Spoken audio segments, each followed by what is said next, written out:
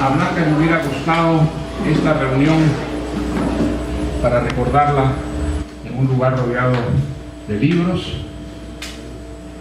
con poca gente y toda gente que la quiso y a la que ella quiso.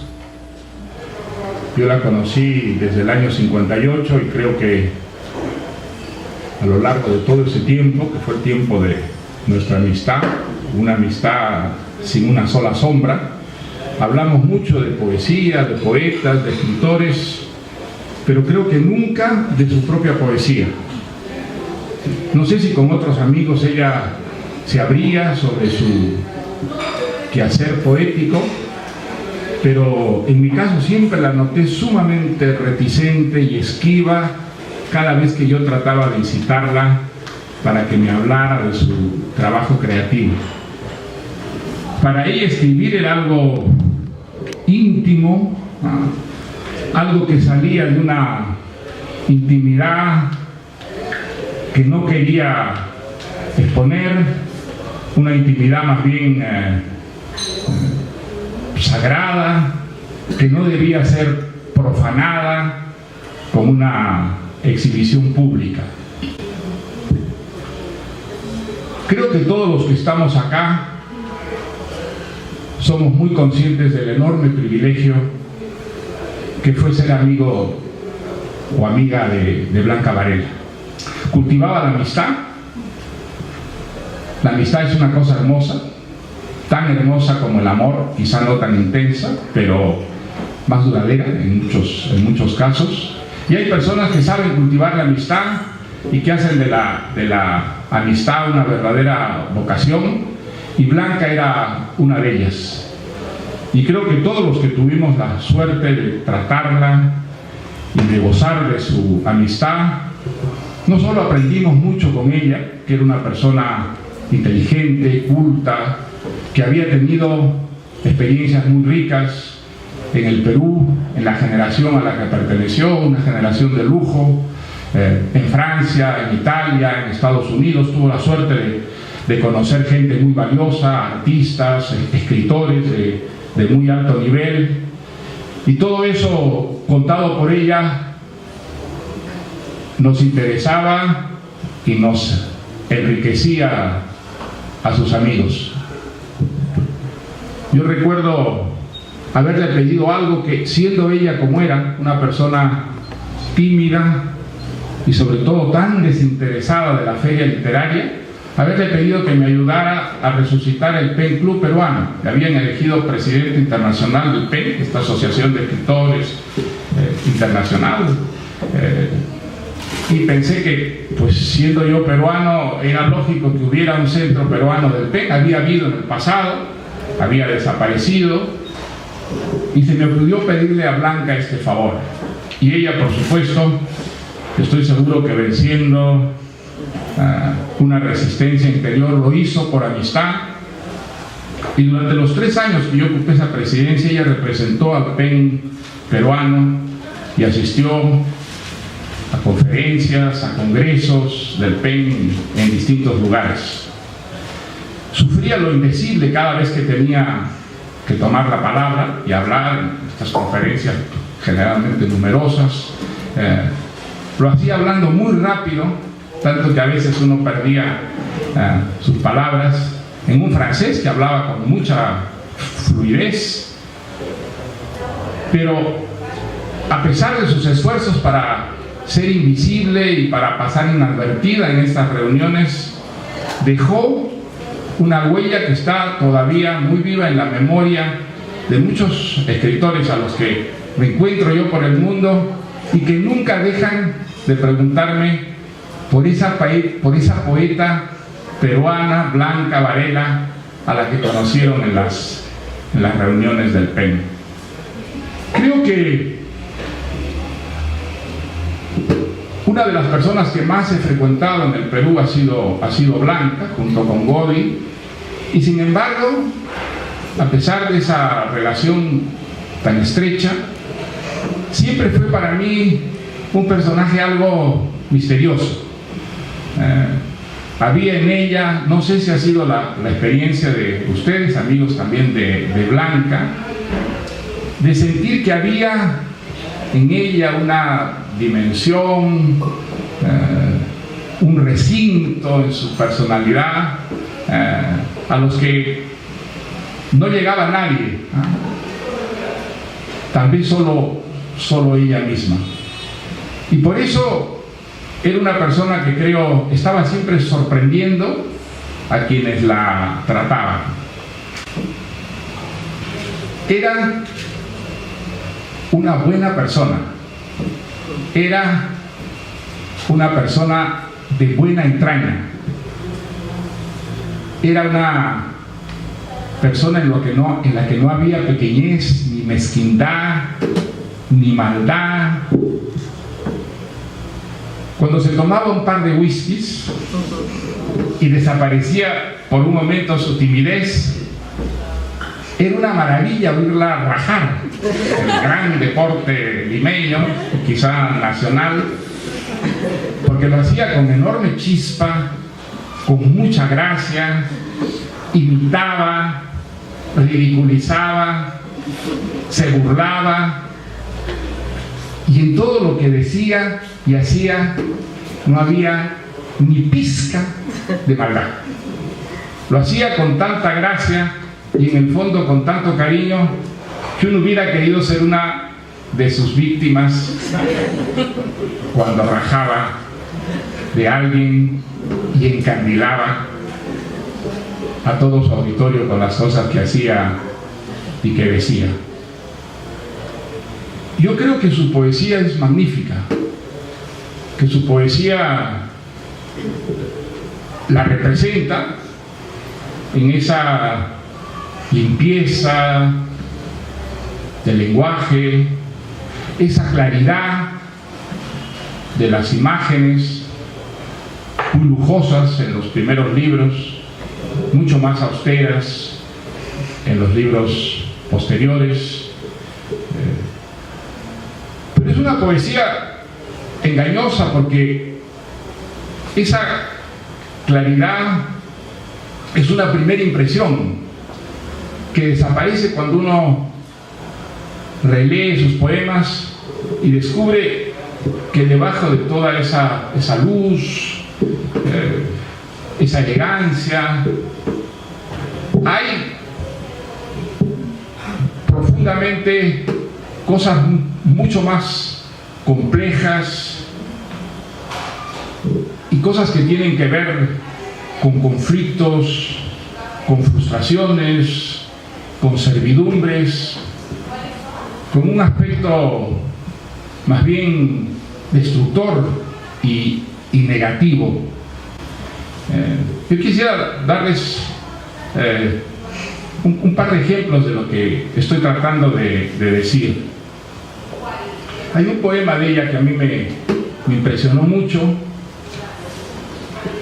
porque me impresionó mucho la persona a la que de alguna manera este poema está dedicado, y es Simone Weil. Quienes han leído los ensayos, conocen un poco, digamos, lo que fueron las preocupaciones, las angustias, los conflictos morales, religiosos que vivió Simone Weil, se quedan muy impresionados con este poema de Blanca que se llama Conversaciones con Simone Weil, porque voy a leerlo, porque el poema no es propiamente una conversación con Simone Weil, sino es como una representación de todos los grandes temas de la vida y el pensamiento filosófico y las preocupaciones religiosas de Simone Weil. Es como una síntesis de lo que fue este personaje notable, extraordinario, ¿no?, que trató de vivir el cristianismo hasta sus últimas consecuencias y en cierta forma no lo consiguió, pero dejó un testimonio de vida que todavía sigue impresionando tremendamente quienes se acercan a lo que son sus ensayos, sus reflexiones y sus cartas. El poema dice así: conversación con Simone Weil. Los niños, el océano, la vida silvestre, Bach. El hombre es un extraño animal. En la mayor parte del mundo, la mitad de los niños se van a la cama hambrientos.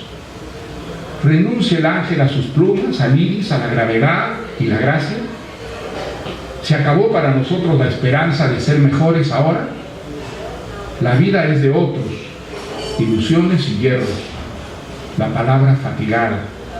Ya ni te atreves a comerte un durazno. Para algo cerré la puerta, di la espalda y entre la rabia y el sueño olvidé muchas cosas. La mitad de los niños se van a la cama hambrientos. Los niños, el océano, la vida silvestre, Bach. El hombre es un extraño animal. Los sabios en quienes depositamos nuestra confianza nos traicionan. Los niños se van a la cama hambrientos. Los viejos se van a la muerte hambrientos. El verbo no alimenta. Las cifras no sacian. Me acuerdo. ¿Me acuerdo? Me acuerdo mal. Reconozco a tientas. Me equivoco. Viene una niña de lejos. Doy la espalda. Me olvido de la razón y el tiempo. Y todo debe ser mentira porque no estoy en el sitio de mi alma.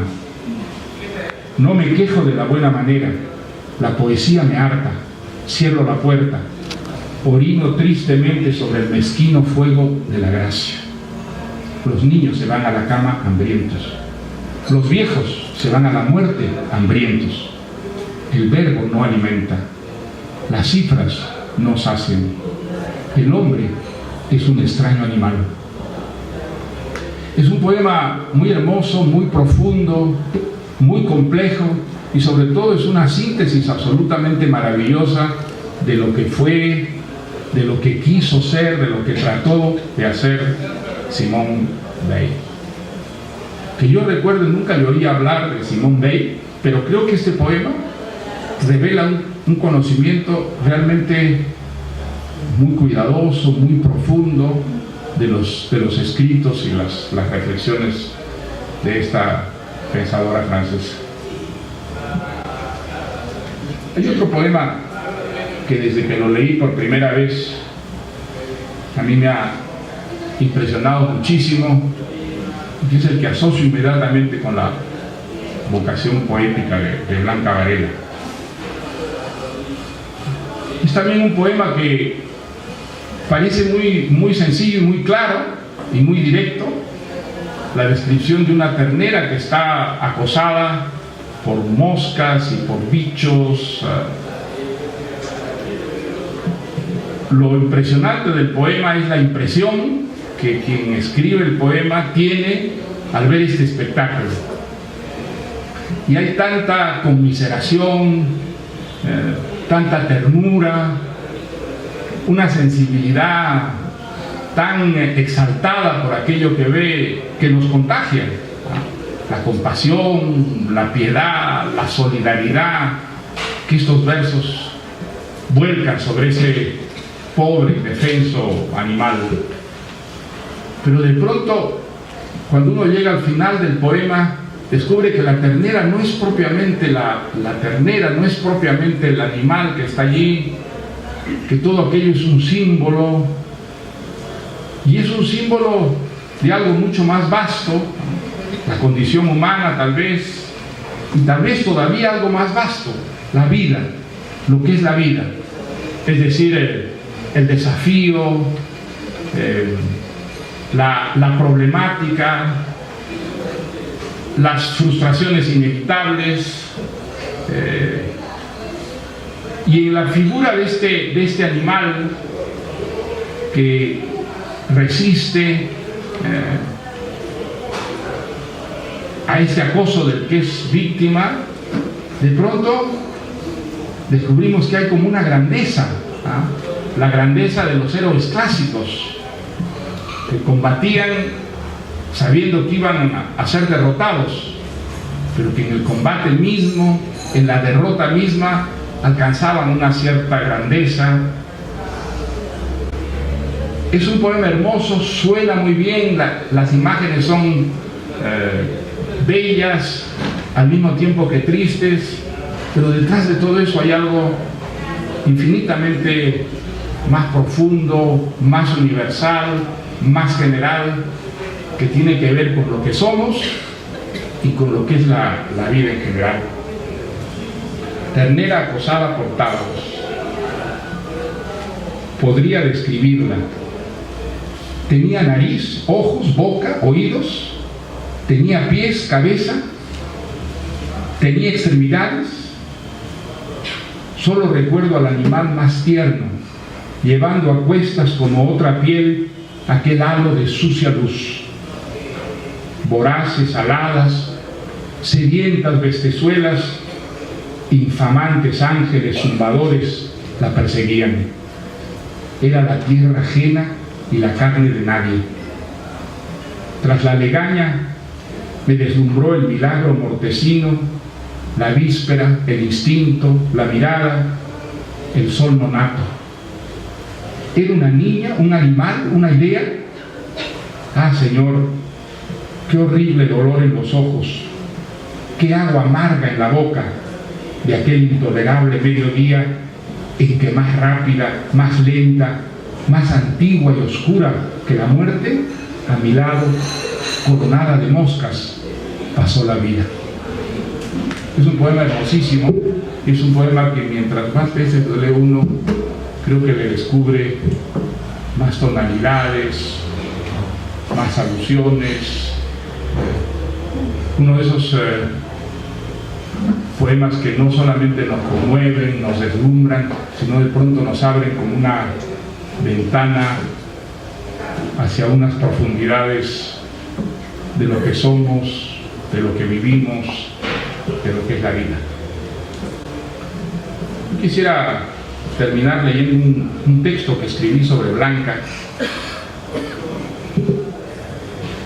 ya al final de su vida, cuando empezaron a llegarle los reconocimientos, empezó a recibir premios internacionales, cuando muchos escritores jóvenes y escritoras jóvenes sobre todo se acercaron a ella en busca de consejo y le mostraron su respeto y su admiración por su poesía, algo que seguramente debió sorprenderla, maravillarla, porque nunca había hecho nada para conseguir ni ese reconocimiento ni ese respeto de los jóvenes. Uno piensa a veces, exagerando la nota, que esa soledad final, esa soledad de los últimos años de Blanca, que ese retiro en lo más extremamente privado, que es la soledad, la incomunicación, fue casi una elección, cuando sintió que de pronto, inevitablemente, se convertía en un personaje público, en un poeta que salía de esa privacidad en la que había siempre vivido y empezaba a ser leída, comentada y conocida por una muchedumbre de lectores, y no solo en el Perú y no solo en América Latina, sino también en España y en países donde empezó a ser traducida, como en Francia. Es un texto que dice así: elogio de Blanca Varela. Llueven los premios sobre Blanca Varela. Ayer el Octavio Paz de Poesía y Ensayo, en Ciudad de Granada, el Federico García Lorca, ahora el Reina Sofía, justamente cuando no está en condiciones de saberlo, pues se halla retirada y sola en un territorio que imagino tan privado, misterioso y mágico como su poesía. Pero si pudiera enterarse, sé muy bien cuál sería su reacción, de maravillamiento y susto, porque entre todos los poetas de este tiempo que me ha tocado conocer, no hay uno solo tan ajeno a la feria de las vanidades y a la ilusión o a la codicia del éxito como Blanca Varela. Aunque sin duda La poesía haya sido la pasión más sostenida de su vida, para ella nunca fue un oficio, un quehacer público. Más bien, un vicio recóndito, inconfesable, cultivado en la clandestinidad, con celo y reserva tenaces, como si su exposición a la luz, a los ojos de los demás, pudiera dañarlo. Que llegara a publicar esa media docena de libros ha sido una especie de milagro, más obra de la existencia de sus amigos que de su propia voluntad. Entre esos lectores privilegiados a los que mostraba sus versos a escondidas, estuvo Octavio Paz, que prologó su primer libro y la ayudó a ponerle título. Ella quería que se llamara Puerto Supe y a él no le gustaba. Pero ese puerto existe, Octavio. Ahí tienes el título, Blanca. Ese puerto existe. Y ese fue el título de su primer libro. Discreta y elegante como las hadas de los cuentos, la poesía de Blanca Varela ha ido apareciendo de tanto en tanto, con largos intervalos, en unos poemarios breves, ceñidos y perfectos. Ese puerto existe, Luz de día, valses y otras falsas confesiones, canto villano, ejercicios materiales y por fin su poesía reunida con 2 recopilaciones inéditas, donde todo termina abre-asadas. Cada libro suyo dejaba a su paso un relente de imágenes de engañosa apariencia, pues bajo la delicadeza de su factura, sus juegos de palabras, la levedad de su música, se embosca una áspera impregnación de la existencia, una fría curación del ser, en trance de vivir para morir. La vida late siempre en ellas, pero amenazada y en capilla, sometida sin cesar a ordalías atroces.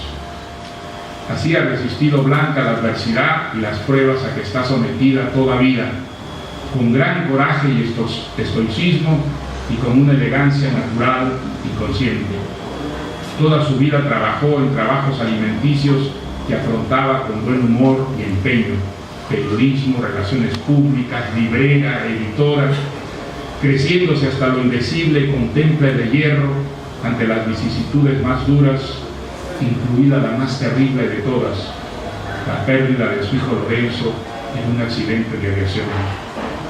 Al mismo tiempo, siempre hubo en ella el ser que escribía, un ser frágil, delicado, inseguro, sensible, indefenso por su inconmensurable decencia e integridad ante las vilezas y ruindades cotidianas de este mundo sórdido de frustraciones y traiciones por el que ella siempre consiguió pasar incontaminada, sin hacer una sola concesión, sin desfallecimientos ni cobardía. Esta es la historia que relata su avara y sutil poesía bajo sus inusitadas metáforas y sus extrañas exploraciones en el mundo de las cosas menudas, los insectos, los rumores del mar, los pájaros marinos, las voces del arenal, los paisajes del cielo. Blanca, queridísima Blanca, yo siempre lo supe, pero qué bueno que en este invierno cálido de tu vida cada vez más gente lo sepa también, y te lea, te quiera, te premie y reconozca en ti toda la inmensa sabiduría, talento y humanidad generosa que has contagiado a tu alrededor, con que has escrito y vivido la poesía. Muchas gracias.